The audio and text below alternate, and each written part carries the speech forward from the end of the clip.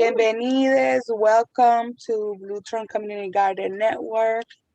Today we have a different presentation.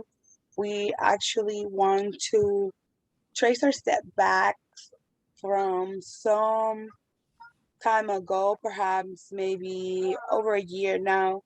We discussed emergency management, and so today we're going to go over what mutual aid looks like for emergency management in Central Florida. And just a reminder, the presentation itself will be presented in English, but the PowerPoint will be bilingual in English and Spanish. So if you want this presentation in Spanish, please message us in the comments of this call today, and we will be able to send the bilingual presentation to you. Hola, estamos aquí hoy presentando ayudo mutuo para manejo de emergencias en la Florida Central. La presentación se estará dando en inglés, pero las diapositivas están escritas bilingüe, así que si desean la diapositiva al final de la llamada, por favor, comente y le podremos enviar la diapositiva para que la vean en español. Y para no dejar más, ahora pasamos a la presentación. Voy a compartir pantalla.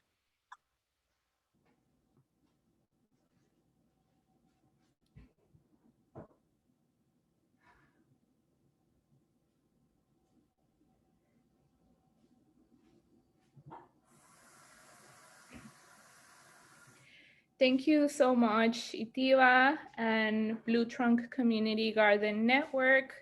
My name is Michelle. I use she and they pronouns. And today I will be presenting mutual aid for emergency management. I will be sharing with you a combination of personal insight from experiences as a climate justice organizer, as well as a community responder during Hurricane Irma here in Central Florida, and just my overall research and involvement with mutual aid networks, including as an admin for the Central Florida Mutual Aid Facebook group. So I'm so excited to be doing this presentation and be part of Blue Trunk Community Garden, which is a BIPOC, queer, trans-led, sustainable living and food sovereignty information network, working on bringing community gardening, trade and barter economy, and other resources to improve and empower our individual and communities' needs. As a note, during the presentation, I will be describing images to make the information accessible to blind and visually impaired people. So in this first slide, we have an image of a blue elephant, which is Blue Trunk's logo. So before we start, I would also like to do a land acknowledgement and just acknowledge that we are on stolen indigenous land built by stolen people, enslaved people from Africa. We are on Seminole and Miccosukee land known as Florida, and it's important to continue not only to acknowledge where we're at, but to take action and to continue to engage in practices of reparations and relationships to fight all injustices. And we can go next. So part one, the roots. Primera parte, las raíces. Can we go next, please? So here we start this presentation with a very important question, which is, what got us here? What got us here to this moment of constant crisis and survival, especially for those most impacted being Black, Indigenous, and people of color of marginalized identities? And I always like to frame these conversations with this question and this understanding. So, ¿qué nos trajo aquí? So the first image that you see to your left is the oppression tree, which is an image and a tool that I encountered on Instagram by the Vegan Amateur, which is an Instagram account, excuse me. And so we see a tree with brown roots and a brown trunk and green leaves. And at the bottom of the tree, we have systems of oppression. So we see white lettering saying white supremacy, patriarchy, colonialism, capitalism. The trunk of the tree is ideologies and institutions of oppression. And there's also white lettering over it that says government, education, corporations, reservations, farming, media, military, prison, healthcare, saviorism, law enforcement, dominion, religion, and nationalism. At the top of the tree, we have outcomes and impacts of oppression. So we have sexism, Islamophobia, classism, speciesism, anti Semitism, ageism, racism, hustle culture, food insecurity, burnout, ableism, fatphobia, nativism, houselessness, individualism, colorism, climate change, cisnormativity, Eurocentrism, xenophobia, quote unquote scarcity, heterosexism, and there's others. Next to it, we have another image also from an Instagram account by Oh Happy Danny. It's also the image of a tree, also with brown roots and brown trunk, as well as green leaves. And so I like this image also just to show that each of the ideologies and systems of oppression, it's its own tree and it has its own components. So this particular image, the title of this image is Why COVID-19 is Ravaging Black America. At the roots of the tree, we have systemic racism. The trunk, we see an image that reads Inequities Affecting Black People. Then it branches out.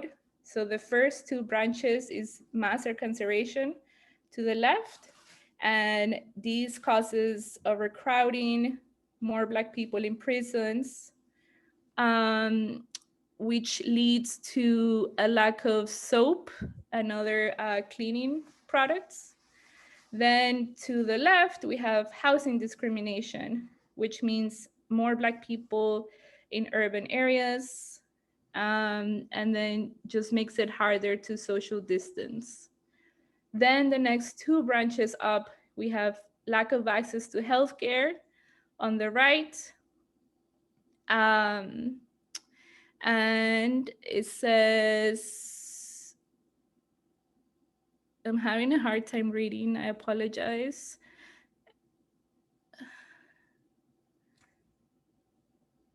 I can read those. Yeah, thank It you. says harder to seek treatment,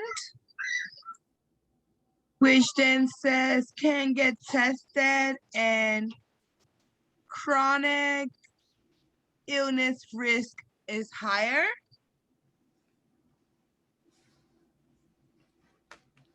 Thank you. And then we have high poverty rate. Are you able to read those two? Yes.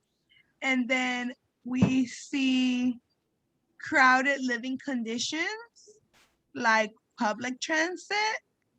And then we see less clean water and disinfectants. Mm-hmm. And then we go to the next two branches, which is barrier to employment. This one brings work more essential. I think Like more essential workers. workers, yes, and then higher rates of unemployment. Mm-hmm. And then the branch to the left says education disparities. Which shows less access to resources Mm-hmm. and internet technology difficulties. Mm-hmm. Thank you for that. So it's important to ground in this understanding because we're not in the crises that we're in just because. But it's important to understand that there are people in power or governments and institutions that are constantly engaging and uplifting these systems of oppression that got us to where we are today. If we can go next.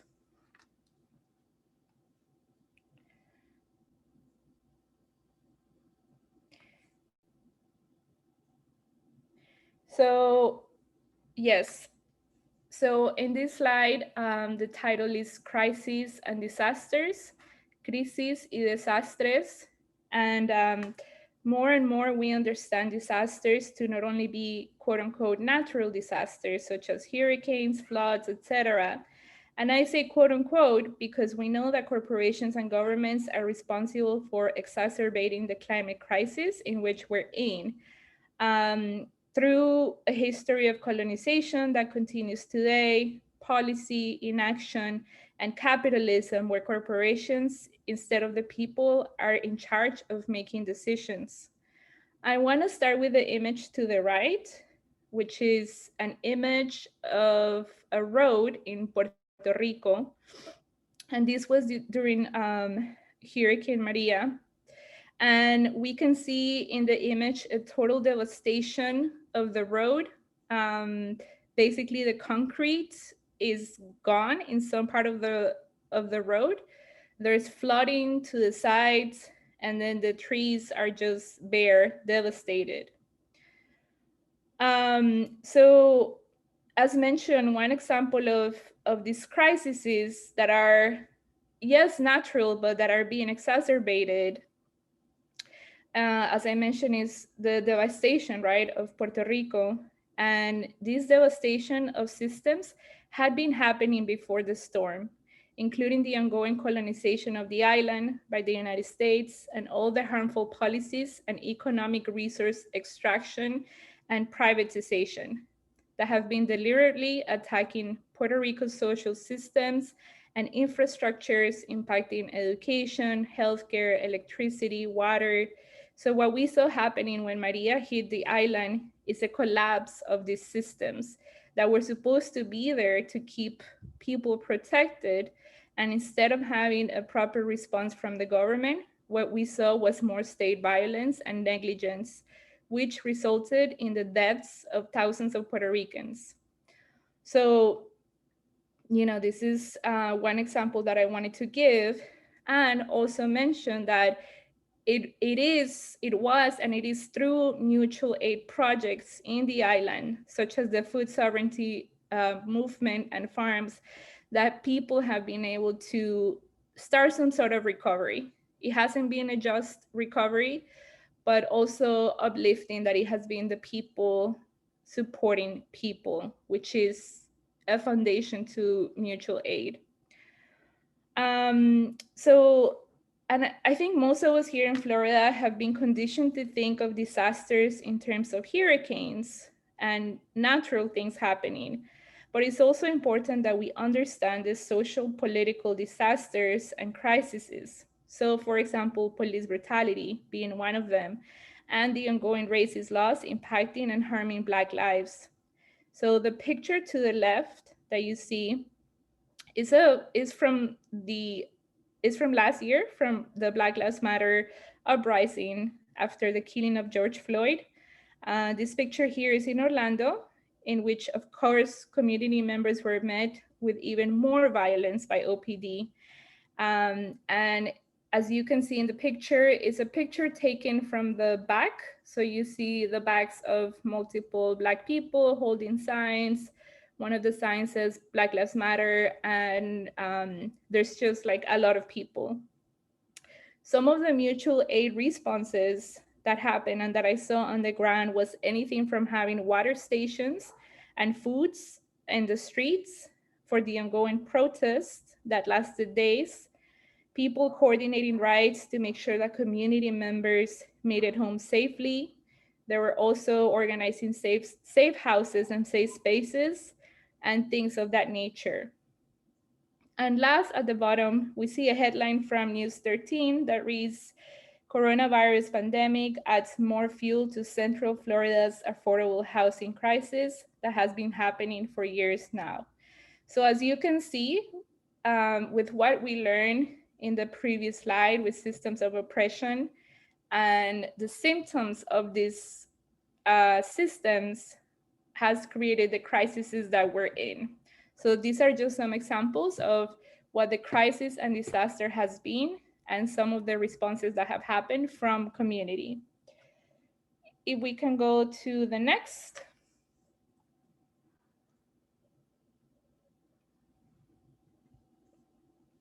So part two, I like to understand this part as kind of like our branches and our trunk.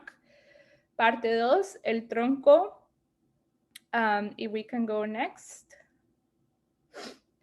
So again, the systems impacted by disasters.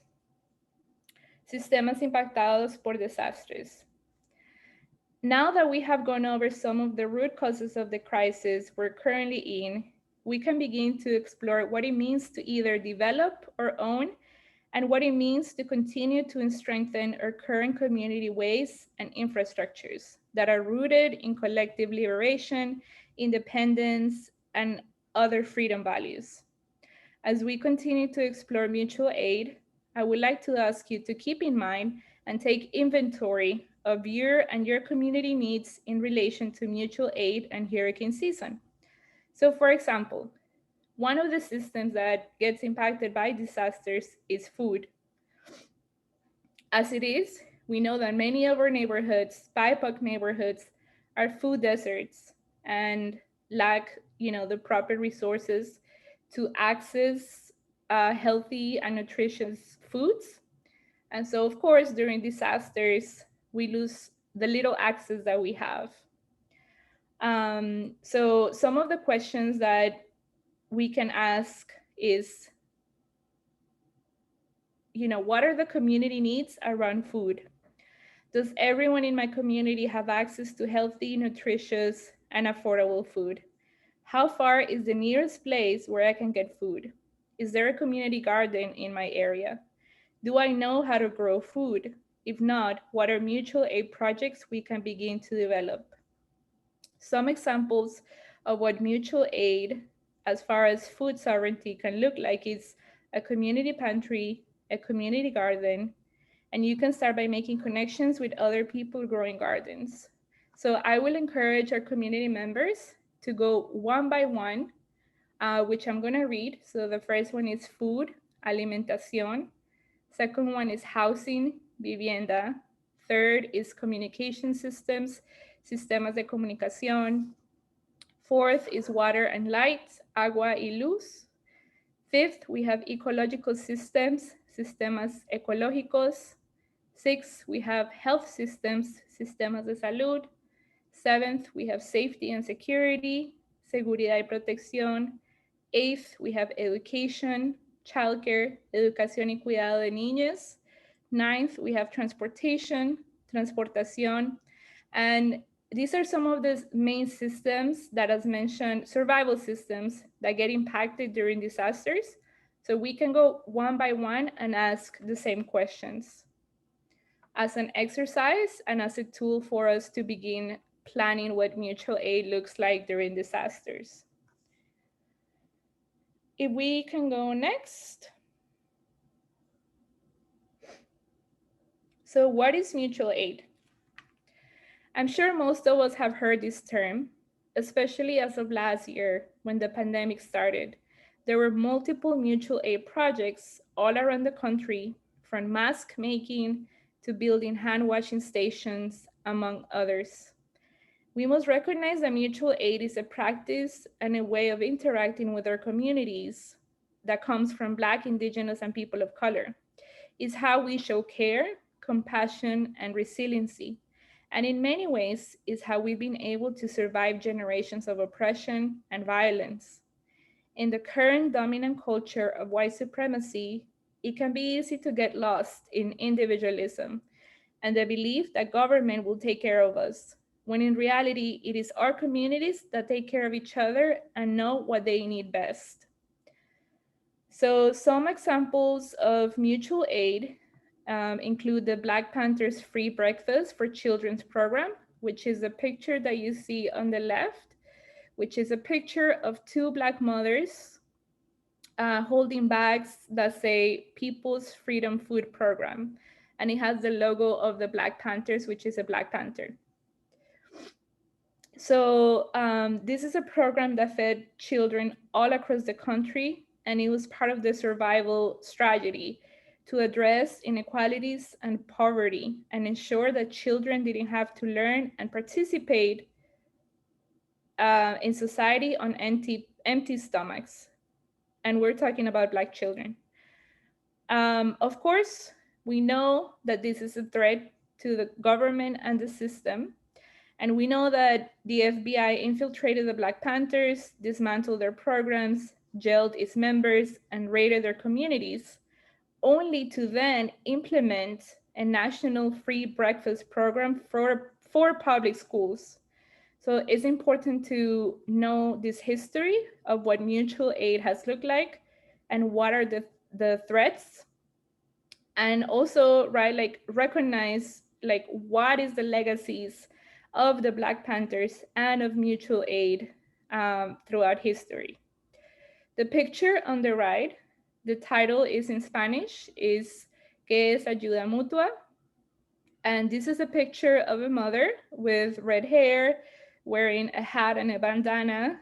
And this mother is next to a huge pot and is cooking corn. And this is a picture in Colombia of the national strike that has been ongoing. So this is another example of mutual aid. And it's something that we see a lot in Latin America, of doing ollas comunitarias, or community potlucks, community pots. So this has been something that has been done by mothers all throughout Colombia, to feed the community, to feed protesters and anyone who's hungry, who's fighting in the streets. Another big example that I've seen of olla comunitaria was in Guatemala, when the pandemic started and the government simply did not want to support those that were unhoused, indigenous communities. It was a community that came together, that fundraised, and started doing olla comunitaria projects all throughout the city. And that was the response of the community, as well as disinfectant stations. So these are some of the history and some examples of what mutual aid has looked like and where it comes from. If we can go next. I wanted to read this working definition from a video from Mutual Aid Disaster Relief, which is a network of people that have been working on mutual aid and disaster relief for some years. There is a lot of good information on their website if you Google it, as well as there's a Facebook group. So mutual aid projects are a form of political participation in which people take responsibility for caring for one another, and not just through symbolic acts or putting pressure on representatives, but by actually building new social relations that are more survivable. You can look up the video on YouTube. It's called We've All We've Got, We're All What We Need, a mutual aid explainer. So I also just wanted to give, kind of that working definition, and just highlight that mutual aid is political participation.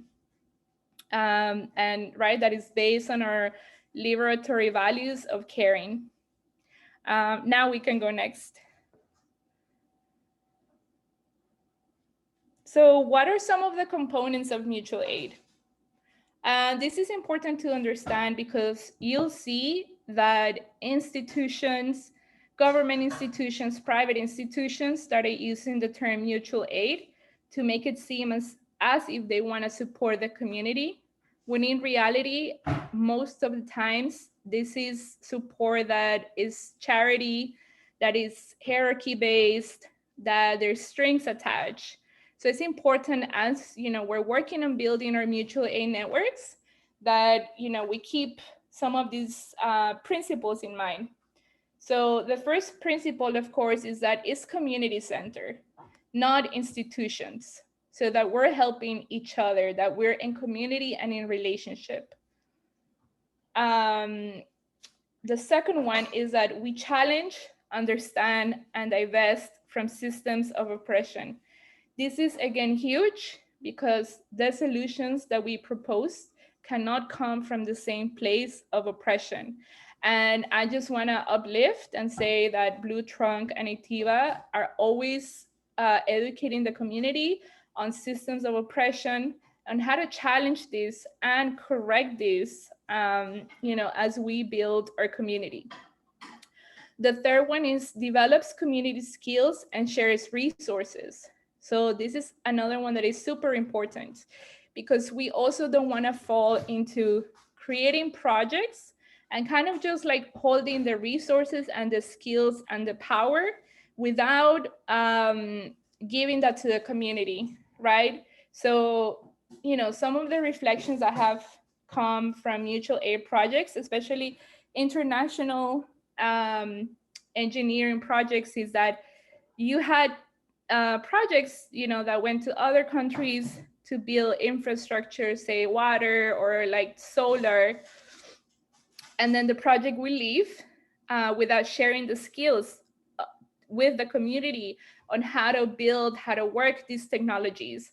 So it's important that we're always, in this mindset of making sure that we share our skills and our resources. So mutual aid is voluntary, is participatory, and non-hierarchical. Is horizontal. Again, we're coming from an understanding that we're a community, and we challenge, power and hierarchies. And then the last one is solidarity, not charity. And as I mentioned, this one is so important because you'll see also, you know, uh, the term being used of mutual aid when a lot of the times, it might be it's charity, right? So I think we have to, just reflect on that. I've also seen a reflection from Didi's anti-racist group of how sometimes, or a lot of the times, we'll use the term mutual aid, and people will see like more donations, say, fundraising for something or someone.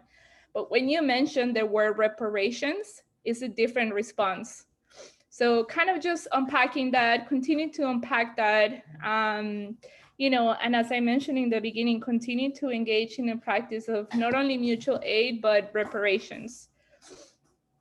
So if we can go next. So I wanted to give you a real life example of what this has looked like in Central Florida.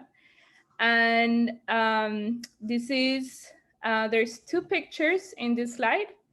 And the first picture to the left reads, Central Florida community members making 3K masks for underserved essential workers.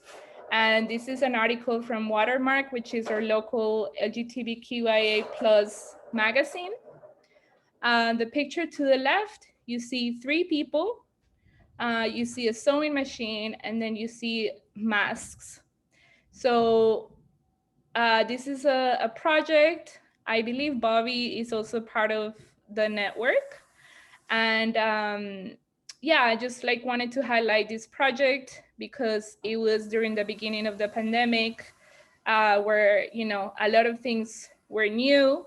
And immediately this team jumped, gathered resources and started making masks for workers in the Semoran area, which a lot of the workers are Black and Brown communities, and, quote unquote, essential. And, in the beginning, they didn't have access to masks or couldn't afford. So they did this project. And I just wanted to quote Bobby, and, what mutual aid means for them. And Bobby said, mutual aid means mutually helping everyone, regardless of where they are at in life, is saying, hey, I can help you, I love you, I'm here for you, how can I show up for you? So I just wanted to give you a real life example of what's like happening in our community during COVID. If we can go next. Okay. Another tool that I wanted to present today that I learned last year during the pandemic is called pod mapping. So pod mapping for mutual aid is the title of this slide. Mapeo de colectivos para ayuda mutua. So pod mapping is developed by Mia Mingus for the Bay Area Transformative Justice Collective, and is described as a tool for accountability when dealing with harm in communities. It's a tool to get organized on skills and what people can and are willing to offer to do to offer support. So the image is of a circle in the center, and the circle is of a darker gray color. The outer part of the circle is a smaller set of circles, lined circles, and then the outer part of that is dotted circles. So pod mapping, as mentioned, is a tool that is used in transformative justice, and is a tool that was also shared online um, to say, we can use these tools for mutual aid. It has like multiple purposes. And the way that pod mapping works is that you would write your name in the center, and you can write like the conflict or like the needs, and then the people in the closest outer circle, which is the lined circle, these are going to be the people that you trust and are in relationship with, that if there's a conflict or if there's a crisis, that you can immediately call and that you feel trust.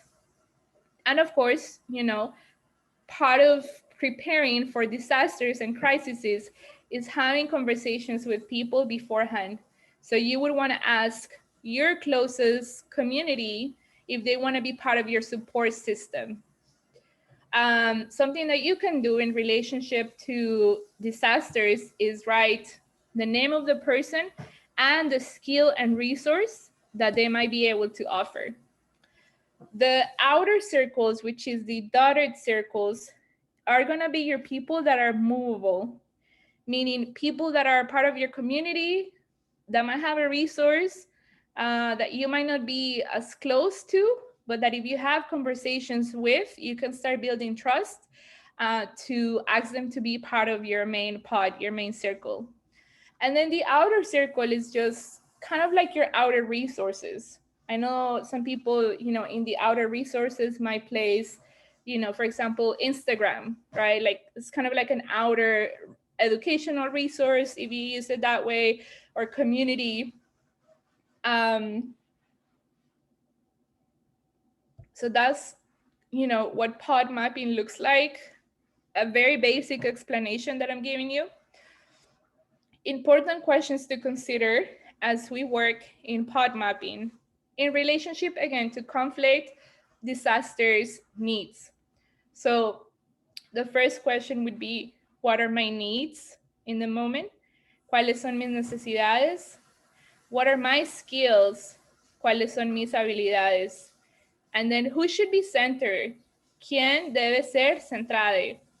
This is another way that I personally think that pod mapping can also be used, or it can be a helpful visual. So when we talk about disasters, again, we might not be in the most impacted population, but that doesn't mean that we shouldn't be thinking about who in my community is the most impacted, right? So a way that you can use, pod mapping to center, who in your community is most impacted. For example, it could be, Black women or Black disabled people or trans people. They would be at the center. And then in your outer circles, you will place right? Like other types of people that are impacted. So this is kind of, a way to just start um, digesting this and like processing. But the whole point is, of course, to have conversations and make a plan. If we can go next. Uh, so part 3, leaves, flowers, and fruits. Parte 3, hojas, flores, y frutos. If we can go next. Yeah. So in this slide, we have the title is Disaster Management, Manejo para Desastres. And then we see a graphic. And oops, I forgot to put the reference. I apologize. But basically, the image is of a diagram, a disaster management recycle response, basically. So I'll start on the left where it says disaster strikes. So there would be an individual disaster. So individual disaster response. So immediate, secure your safety and of others. Rescue and provide first aid and secure supplies. Then we can move to response / relief, immediate intervention. So search and rescue, security, food and water, shelter and sanitation, clothes, medical and trauma care. Then we might go to rehabilitation, restoration of basic services and functions. Then we go into reconstruction, full assumption of services plus preventive measures. Then we might go into mitigation, risk assessment, prevention, hazard mapping, hazard and vulnerability assessment, structural and non-structural measures. And then we go into preparedness, contingency planning, warning and evacuation, consolidate preparations for the next disaster. So this is one of the many graphics that you can find online of basically what is a disaster cycle. And I also think that it's important to, again, kind of like place ourselves and the disasters that are happening around us, around this cycle, so that we ourselves can be in a cycle of planning, right? And what I mean by that is, for example, we know that we're in hurricane season at the moment. So throughout the year, how can we, go through like a preparedness plan, right? Um, response and relief, rehabilitation, reconstruction, right? Like how can we pre-planned? Um, and then I guess the last thing that I will mention is there's, of course, again, we want to do it from the justice lens. And for example, you'll see a lot of diagrams that just have the word recovery. But what I encourage us to do is look into a just recovery. Because even during recovery, even during response and relief and reconstruction, we know that our communities, marginalized communities, don't get the same resources, don't get the same aid, don't get the same time, and instead, we also see corporations and institutions engage in disaster capitalism. So basically, making profits off of disasters and then pushing for what Naomi Klein calls a shock doctrine, which is as people are surviving a disaster, pushing harmful policy, for example, and things like that. If we can go next.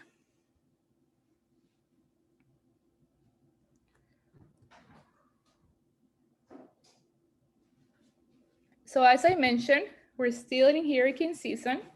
So temporada de huracanes in Central Florida, which is from June 1st to November 1st. So again, this presentation is gonna be made available. And I know in the network, we can also always have conversations online, or we can do a part two, or if anyone is interested in just talking and like going over a plan, we can also do that. I know that there's many resources out there for disaster preparedness. This is just one resource that I've used in the past on Facebook. Um, and yeah, so the image to the left, the title is Disaster Preparedness, and it has yellow and orange lettering. And there's different icons on the image. So, for example, we can see gather documents and cache. That's something that we can start doing. Store important documents, and there's an image of a little black safe. Keep a stash of cash is something that we can do. Make an emergency plan. Identify a safe place in each room. Practice drills of evacuation, and there's an image, an icon of a person. Learn how to do first aid. Then we have at the top again, top right, evaluate your home. So structural safety. Make sure your home is bolted to the foundation. We have plumbing. Educate family to shut off water lines. And then we have like an image of a tube, of like a water tube. Learn how to shut off electricity. Then we have gas as well. Educate everyone to shut off the gas and know where it is. And then you have like an image of an electrical panel. Then at the bottom, we have supplies and tools you need. Food and water, 1 gallon of water per person per day. And you have the image of a water bottle. Um, and then, yeah, an image of a plate with, I think, noodles. Non-perishable food or canned foods. It's also important to know that the date that you see on canned food lasts a year more to the date.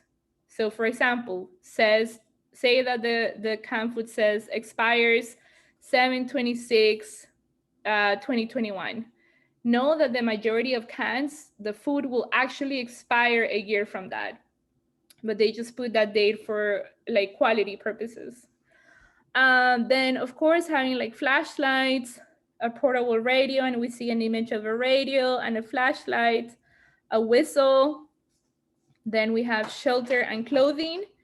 Um, on shelter and clothing, again, as we continue to build community relationships, it's also important to know what are alternative shelters. The reason why I'm saying this is because we know that the shelters that the government provides are not safe. I've seen these right firsthand, and I think many of us saw these. Where, for example, during Hurricane Irma, many shelters in Central Florida were asking for IDs and documentation. So this means that it wasn't safe for our undocumented communities. Um, so one response that I saw during Hurricane Irma was um, one of the Islamic centers opened up as a community shelter, and that was like an alternative shelter. So we have sleeping bags and blankets, sturdy shoes, stove and fuel jacket. Then we have rope, candles, first aid and hygiene, first aid handbook, bandages, medicines, toiletries, batteries, a crowbar. So, of course, I know that these are many, this is a way to prepare, right? And also acknowledging and highlighting that our communities might not have the means to buy a lot of these items, right? To have access to these items. So I think it's also a matter of seeing how we can do things like community drives or like free stores where we can exchange with each other, right? Um, so that maybe that's like one idea that I have on like starting to prepare our communities with some of these essential items for disasters. Then to the right, there's a little icon called Zello. So Zello is an offline app that you can use as a walkie-talkie.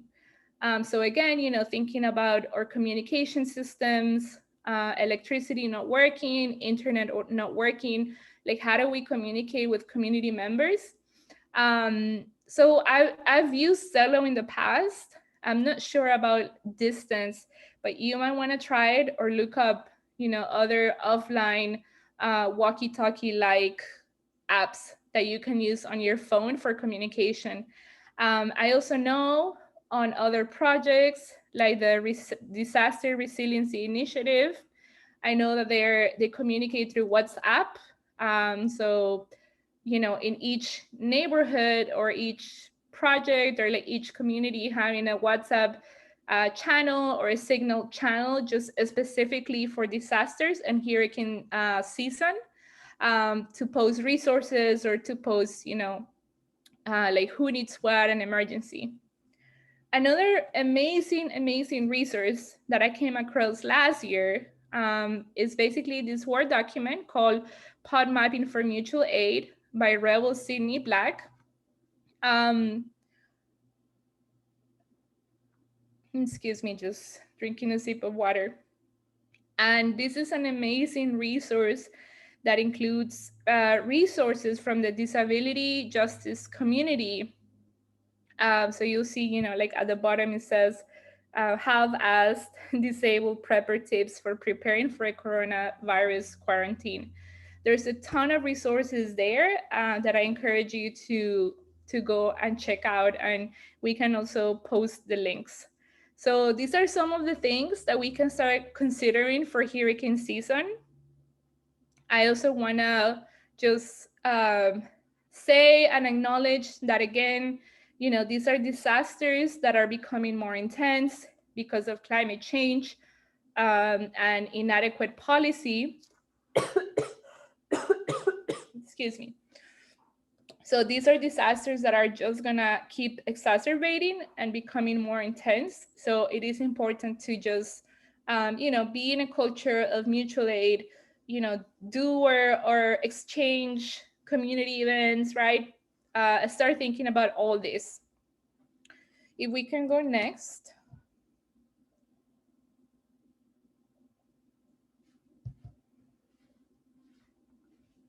So something that I see in the disaster management world is just this culture and this concept of, okay, we're preparing for disasters, let's get resources, right? And it just kind of stays in that realm.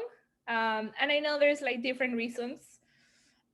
So the point being that we have to start thinking about creating resilient liberatory infrastructures, creando infraestructuras resilientes y de liberación.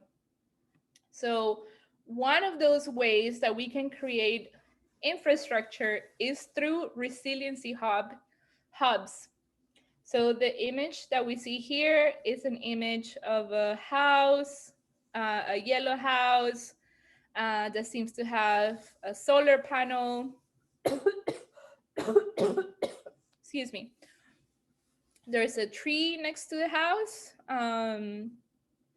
So I'll just read, what's in the image. So a trusted location identified by community as a trusted place to go for information and resources. I know some communities are in a very good relationship with churches or their nonprofits or different institutions that have access to a location. So I know that communities might choose like one central location to store resources and information. Then we have renewable energy and storage. And we see the image of a solar panel and a what it looks like a wind turbine. And it says cost effective, reliable energy generation that can be sustained during prolonged outages. So again, it's like this central location, figuring out how we can have, for example, a solar charger, maybe looking for funding to see, if we can buy a solar charger to make sure that when the disaster strikes and happens, that there is a central location that has these resources for the community. And then at the bottom, we have meeting everyday needs. So hubs go beyond emergency response operations to meet community identified necessities. And then we have the picture of a food basket, water.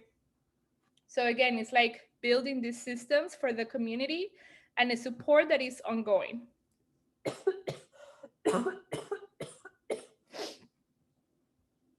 Then we have community collaboration. Hubs can only be effective if the community is actively engaging in co-developing and operation. So again, going back to our mutual aid values, making sure that this is a place that we trust and that continuously there is community input as we build these resources. If we can go next.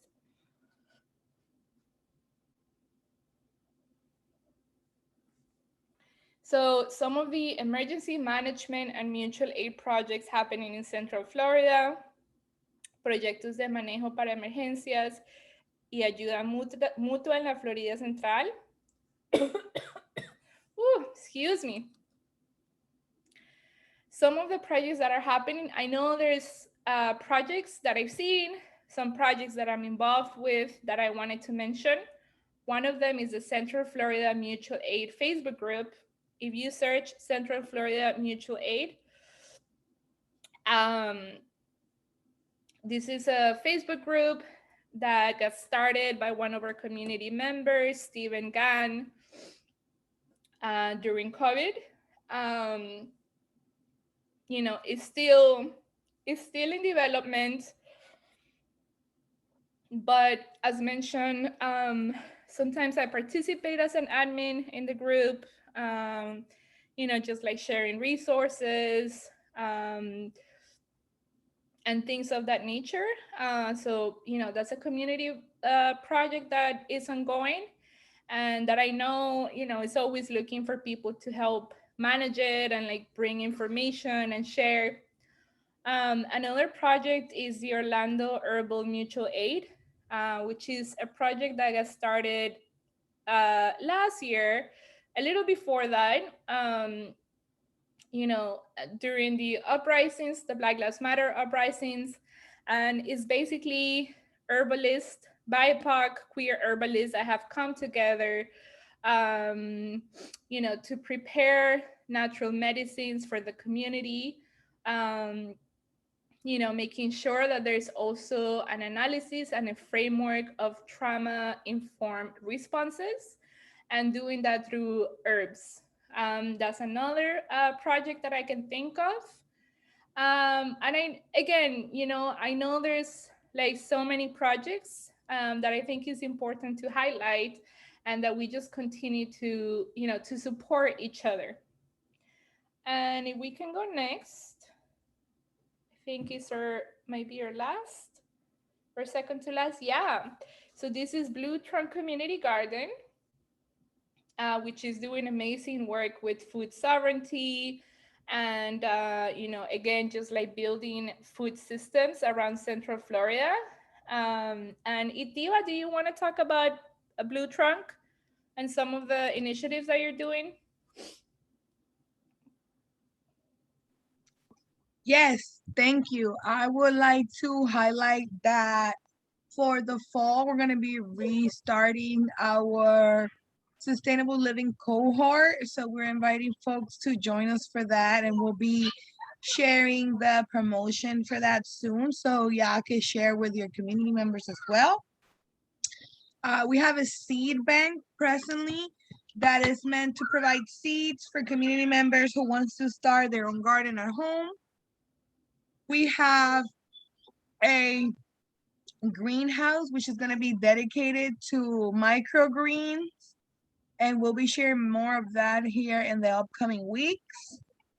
We'll also continue our monthly workshops. So we're recruiting folks, anybody that wants to get involved in being a host for some of our upcoming monthly workshops. We will like to welcome that. Um, you mentioned the herbal mutual aid earlier, and so I want to highlight that the herbal mutual aid is part of our community too, and we have helped the herbal mutual aid and will continue to do so by assisting them with growing herbs, with helping with having space for creating the medicines that they need to create with herbs, etc. And so we want to highlight them as well and say that if anybody wants to get involved or donate to the herbal mutual aid, we want to continue backing them up in our community. And yeah, uh, those who want to continue learning more about Blue Trunk, we invite you to be part of the Facebook group, Blue Trunk Community Garden Network. We also have our website where you can learn a lot more about us and stay on top of what events are coming up, as well as click to donate on our website. So we appreciate everything our community is doing and continue to do every day. And we hope that having workshops like this one can assist more community members in understanding the importance of creating the networks like food, like community gardening and stuff of that nature. Thank you. And we have two images. The first image to the left reads in orange lettering tinyurl.com donate blue trunk. If you have any questions about our work, want to start your own garden, or want to get involved, email info@bluetrunkgarden.org. And we have a picture of our beautiful magi.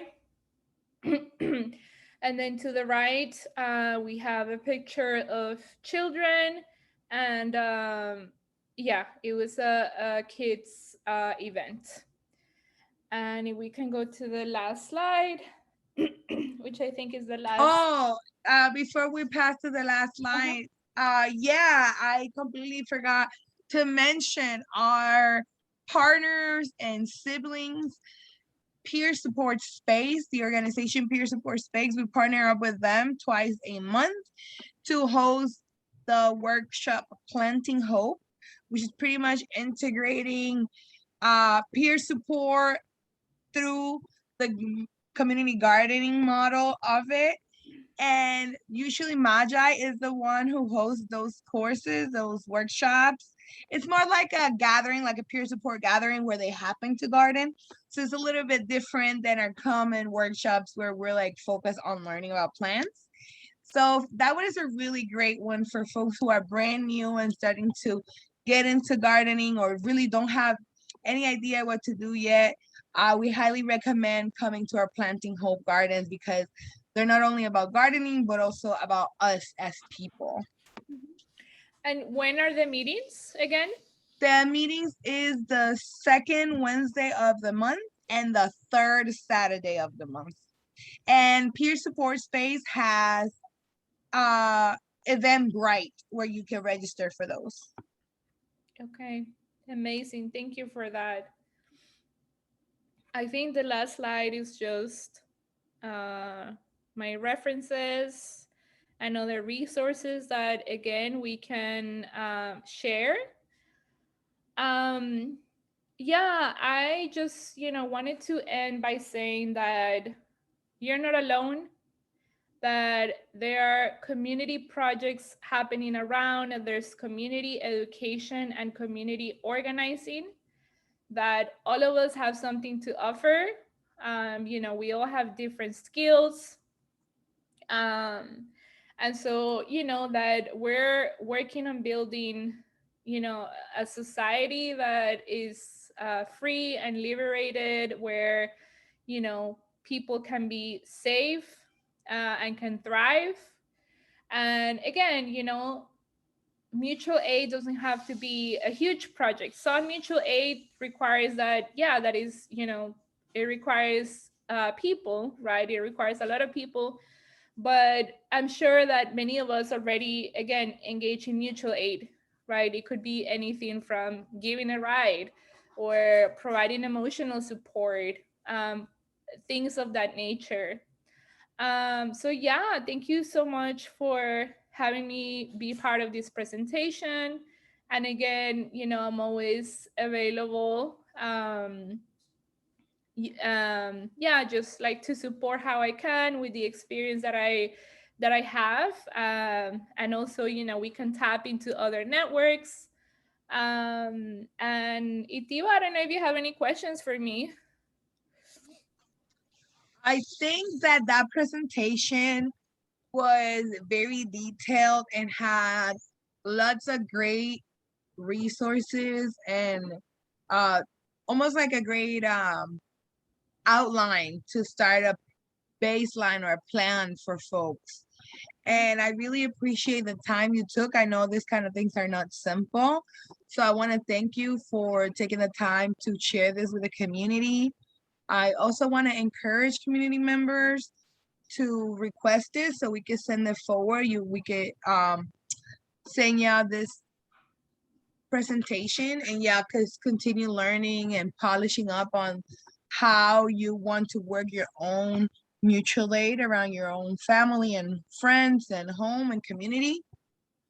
And I would like to say also that Michelle has been somebody who has taken the time to share this information with us, but we want to encourage more people that have this knowledge to come in and share with us so we could keep our community informed. Because I know that a lot of times when we think about emergency, like you said, the first thing we think about is a hurricane, and then the first resources that we think about is the automatic stuff that like the city or the state provides, or we might even think of things like FEMA.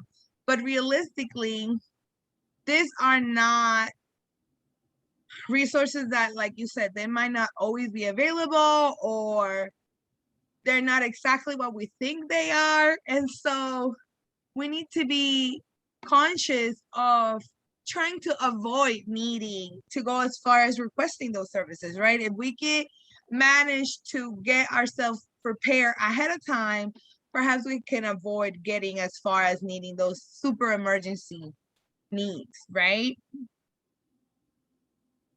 Yeah. Yeah, I And think. Mhm, yeah. mhm. Thank you so much. So yeah, with that being said, I appreciate your time. Anybody that's interested in continue this conversation or in getting involved with a emergency management type of committee, or getting more involved with the local mutual aid um, initiatives that are happening. I know you mentioned the Herbal Mutual Aid, and then you also mentioned the Central Florida Mutual Aid Group. So if you want to get more involved with those, let us know as well. At the end of the video, we're going to be sharing on the comments how to access those groups. And yeah, hopefully more folks can learn from this and share with their community. So thank you again so much for taking this time, Michelle. You have a great evening. You too. Thank you.